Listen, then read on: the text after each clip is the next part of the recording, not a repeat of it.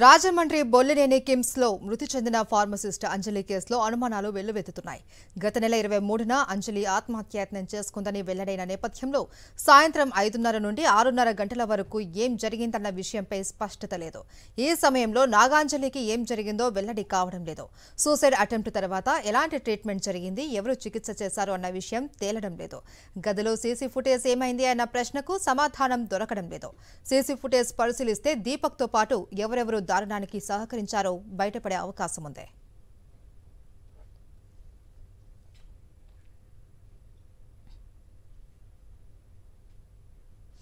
ఇదే అంశానికి సంబంధించి మా కరెస్పాండెంట్ హరీష్ మరింత సమాచారాన్ని అందిస్తారు. హరీష్.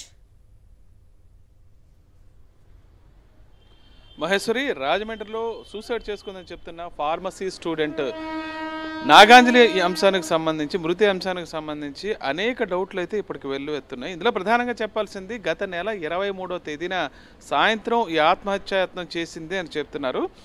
సాయంత్రం 5:30 నుంచి 6:30 మధ్యలో అసలు ఏం జరిగింది? ఎందుకంటే ఆ ఆసుపత్రిలో సీసీ కెమెరాల ఫుటేజ్ అంతా కూడా చాలా వరకు రావడం చెప్పిందని పోలీసులు చెప్తున్నారు. అయితే రూమ్ నెంబర్ 802లో ఏం జరిగింది, అక్కడ తనకి ఇప్పటికే ప్రభుత్వ వైద్యులు అయితే స్పష్టం చేయడం జరిగింది, ఎవరికి వారు ఆ ఇంజెక్షన్ ఇచ్చుకోలేరు, వెయిన్కి ఇవ్వాల్సి ఉంటుందని. మరి ఎవరు చేశారు ఆ ఇంజెక్షన్? ఈ నాగాంజలి విషయంలో ఇంజెక్షన్ చేసిన వారు వేరే వ్యక్తి అయితే ఖచ్చితంగా ఈ కేసు పూర్తిగా తారుమారే అవకాశం ఉంది, పూర్తిగా మారిపోయే అవకాశం ఉంది. ఎందుకంటే కేసు ఇంటెన్షన్ కూడా మారిపోద్ది. అసలు అది సూసైడ్ ఎలా అవుతుందన్న సందేహం కూడా చాలా మందిలో కలుగుతుంది. ప్రధానంగా పోలీసులు దీని మీద ఎందుకు దృష్టి పెట్టట్లేదనే విషయం కూడా అర్థం కావట్లేదు. ఎందుకంటే కేవలం సూసైడ్ నోట్ రాసింది, దాన్ని బేస్ చేసుకుని మాత్రమే దర్యాప్తు కొనసాగింది. అసలు ఆసుపత్రిలో ఏం జరిగింది, ఈ ఇంజెక్షన్ తీసుకున్న తర్వాత ఎంత మోతాదులో ఇచ్చారు, ఇంజెక్షన్ ఎంత మోతాదులో తీసుకుంది, అది ఆమె బాడీలోకి ఎంతవరకు వెళ్ళిందనే విషయం కూడా స్పష్టత లేదు.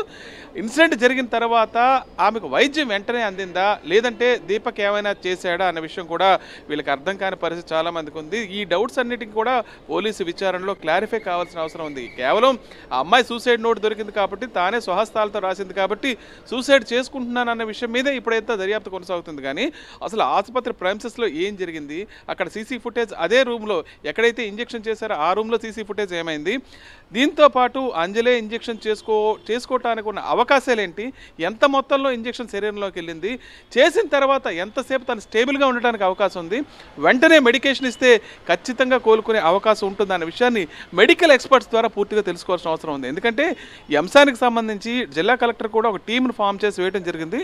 వాళ్ళు గత నెల 28వ తేదీ నుంచి నిన్నటి వరకు, అంటే అంజలి చనిపోయే ముందు రోజు వరకు కూడా పూర్తి స్థాయిలో ఎప్పటికప్పుడు ఆమె పరిస్థితిని అబ్జర్వ్ చేస్తూ వచ్చారు. మెడికేషన్ ఏ రకంగా ఇవ్వాలని డైరెక్షన్ కూడా ఇవ్వడం జరిగింది. ఈ నేపథ్యంలో దీని మీద పూర్తి స్థాయిలో విచారణ జరిగితే అసలు వాస్తవాలు బయటపడే అవకాశం ఉంది.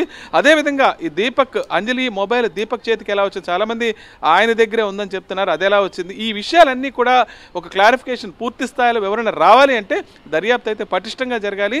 ముఖ్యంగా ఆసుపత్రిలో ఏం జరిగిందన్న విషయం సీసీ ఫుటేజ్తో సహా బయటకు వస్తే తప్ప ఈ మొత్తం విషయాల్లో ఏం జరిగింది అన్న పూర్తి స్థాయి నిజాలైతే వెల్లడయ్యే అవకాశం ఉంది. మహేశ్వరి. Thank you Harish.